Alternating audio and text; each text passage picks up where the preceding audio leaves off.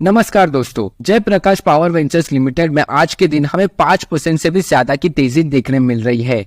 अगर आपने ये वीडियो पब्लिश होने के 2-3 दिन बाद देखा है तो शायद इसका प्राइस 8 रुपए से भी ज्यादा या फिर 9 रुपए भी टच कर चुका होगा, क्योंकि इसकी न्यूज ही ऐसी निकल के आई है। कंपनी का क्वार्टरली रिजल्ट बहुत ही पॉजिटिव निकल के आया है, उस वजह से ये स्टॉक बहुत सारे इन्वेस्टर्स के फोकस में आ चुका है। तो इस वीडियो में जयप्रकाश पावर वेंचर्स लिमिटेड की सारी इन्फॉर्मेशन आपको मिल जाएगी, इसलिए इस वीडियो को स्किप करके ना देखें और चैनल पर नए हो तो चैनल को सब्सक्राइब करना ना भूलें। ये आपके लिए तो फ्री है, लेकिन हमें इससे बहुत फर्क पड़ता है। पहले इसके बेसिक डिटेल्स के बारे में जानते हैं। कंपनी का मार्केट कैप 4800 करोड़ का है, यानी अभी भी ये एक स्मॉल कैप स्टॉक है।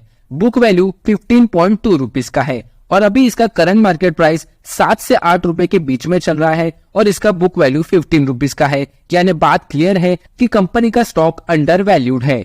रिटर्न ऑन इक्विटी की बात करें तो सिर्फ 0.55% का रिटर्न ऑन इक्विटी है, यानी कंपनी ने अभी तक तो अपने इन्वेस्टर्स को कुछ पैसे बना के नहीं दिए, लेकिन ये नंबर्स बहुत ही जल्द बदलने वाले हैं। आरओसी की बात करें तो 5% का आरओसी हमें देखने मिल रहा है, जो कि ठीक ठाक है।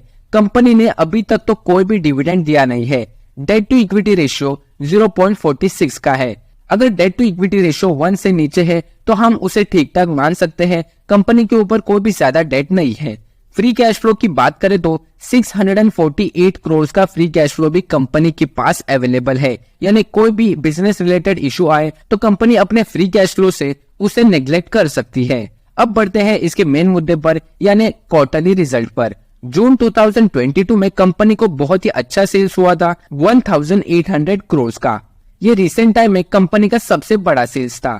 सितंबर में सेल्स हमें गिरते हुए देखने मिला 1300 करोड़। दिसंबर में भी हमें डाउनफॉल ही देखने मिला 1200 करोड़।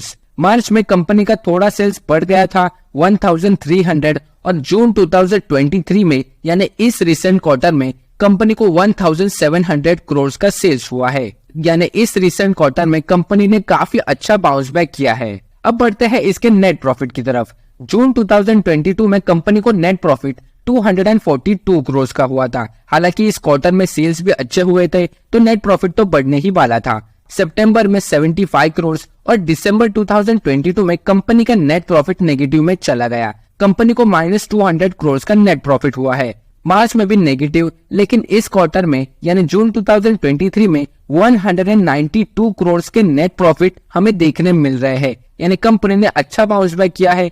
100% से भी ज्यादा का ग्रोथ क्वार्टर टू क्वार्टर हमें देखने मिल रहा है। हालांकि ईयर ऑन ईयर में कंपनी का नेट प्रॉफिट डिक्लाइनिंग है, लेकिन पिछले क्वार्टर से बाउंस बैक करना ये बहुत ही इंपॉर्टेंट था इन्वेस्टर्स के लिए और इनके प्रमोटर्स के लिए भी, और इसका रिजल्ट हमें इसके स्टॉक प्राइस में तो देखने मिल रहा है।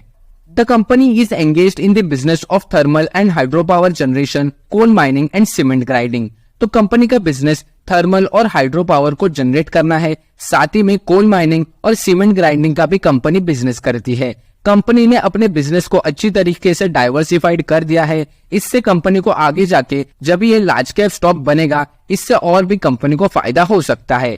3 पावर प्लांट्स 2200 मेगावाट। कंपनी के पास 3 मेजर पावर प्लांट्स हैं जिससे वो पावर जनरेट करते हैं, जो कि 2000 मेगावाट के हैं। 2 MTPA cement grinding units and 2.8 MTPA coal mine. जिनको पता नहीं MTPA क्या है, MTPA is million ton per annum. तो आप सोच सकते हो कि कंपनी कितना ज्यादा सीमेंट और कोल माइनिंग का बिजनेस करती है।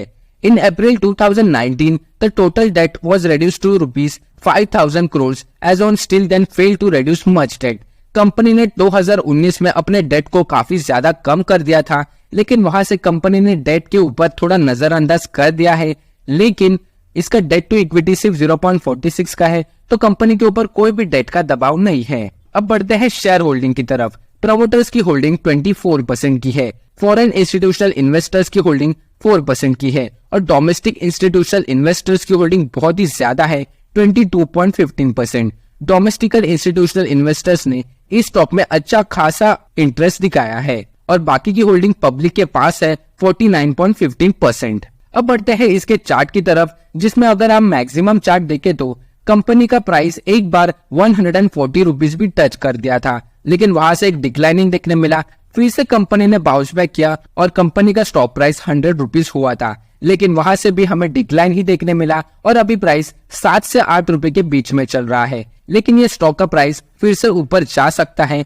इस साल के एंड में अगर कंपनी ऐसे ही नेट प्रॉफिट को बढ़ाती है तो हमें इसका बुक वैल्यू का प्राइस यानी 15 रुपीज तक इसका स्टॉक प्राइस देखने मिल सकता है, क्योंकि स्टॉक अभी काफी अंडर वैल्यूड है। इसके पास्ट ईयर की बात करें तो 11.45% के नेगेटिव रिटर्न्स इन्वेस्टर्स को हुए हैं। हालांकि अभी अगस्त के मंथ में कंपनी ने लगभग 6 to 7% का जंप किया है। ये जंप और भी ऊपर जा सकता है।